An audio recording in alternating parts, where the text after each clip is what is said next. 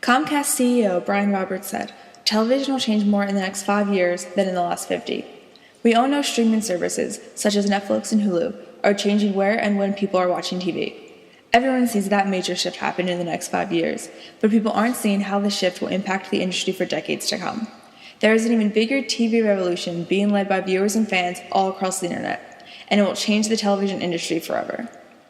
Within the next few decades, in order for a show to be successful, they must not only give their audience 24/7 access to the show online, but the show must have a strong presence on social media.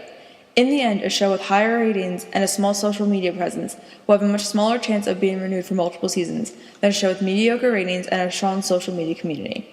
Essentially, fans now have a much greater role in the TV industry than most executives would like to admit or acknowledge. Clearly, the success of the Netflix model, releasing the entire season of House of Cards at once, proved one thing. The audience wants the control. They want the freedom. If they want to binge, as they've been doing on House of Cards and lots of other shows, then we should let them binge. I mean, I can't tell you how many people have stopped me on the street and said, "Thanks, you sucked 3 days out of my life." And through this new form of distribution, we have demonstrated that we have learned the lesson that the music industry didn't learn. Give people what they want, when they want it, in the form they want it in, at a reasonable price, and they'll more likely pay for it rather than steal it. The Netflix model of giving the audience control has already proven to boost shows' ratings. In fact, some of the best shows would not have made it past their first few seasons without the help of Netflix. When Breaking Bad debuted in 2008, only 1.2 million people tuned in. After those showing up on Netflix, ratings rapidly grew into the 10 million that tuned in for the finale. Vince Gilligan, the creator of Breaking Bad, credited Netflix when accepting his Emmy. "I think Netflix kept us on the air," he said. Breaking Bad cinematographer Michael Slovis told Forbes magazine, "Another hardware development that helped us tremendously is that all of a sudden you could DVR and Netflix the show. We build an audience because we're able to binge view and catch up." Breaking Bad is one of the many shows on air today that have a very detailed storyline. House of Cards, True Detective, and Game of Thrones all involve very detailed plots that invite the viewer to talk about it with others and keep them guessing what will happen next.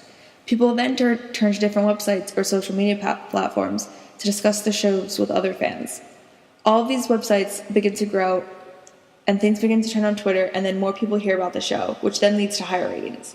Shows that have started off slow, like Breaking Bad, rapidly gained a huge following online, which allowed them to remain on air long enough to develop into the critically acclaimed and successful shows that they are.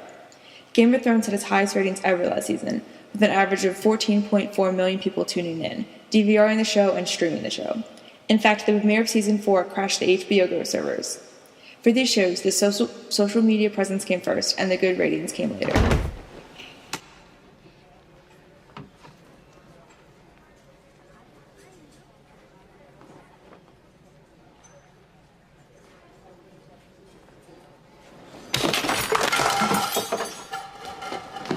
Show's gonna last 3 weeks! 6 seasons and a movie! Community has one of the strongest online fan bases, with their fans using the 6 seasons and a movie slogan to urge the network to keep it on the air despite the mediocre ratings of 2.58 million people tuning into the new season. There was even a 6 seasons and a movie art gallery in LA to showcase the artwork fans have created to help promote their favorite show. While some shows like Community have used the social media to remain on air, Veronica Mars fans used Kickstarter to get their show back. Fans raised over $5 million on Kickstarter towards having the 3-season show come back for a movie. The movie hit theaters earlier this spring and is another great example of how important fan influence can be. The Big Bang Theory, on the other hand, is heavily debated online but dominates the Thursday night ratings. However, this is an example of old media still at work. In 20 years, it is hard to imagine a show like Big Bang Theory, which still is debated and hated so heavily online, still managing to pull in the high ratings. This fits the old model of a show getting high ratings and then advertisers spending lots of money to advertise during the show. The TV industry will have to adapt to a new model to keep advertisers. Nielsen CEO Mitch said, "The advertising solution will no longer just be about demographics. Increasingly, information about consumers' behavior and geographic location will enhance today's method of ferreting out customers using only age and gender as a proxy. Today, most of the digital marketplace works this way, but over time, more of the media landscape will join them." We are all currently living in the golden age of TV, where viewers dictate where and when they will watch the show and what shows they want to watch. Writing is able to flourish with multiple seasons being supported by fans binge-watching the shows on Netflix. TV can only get better from here.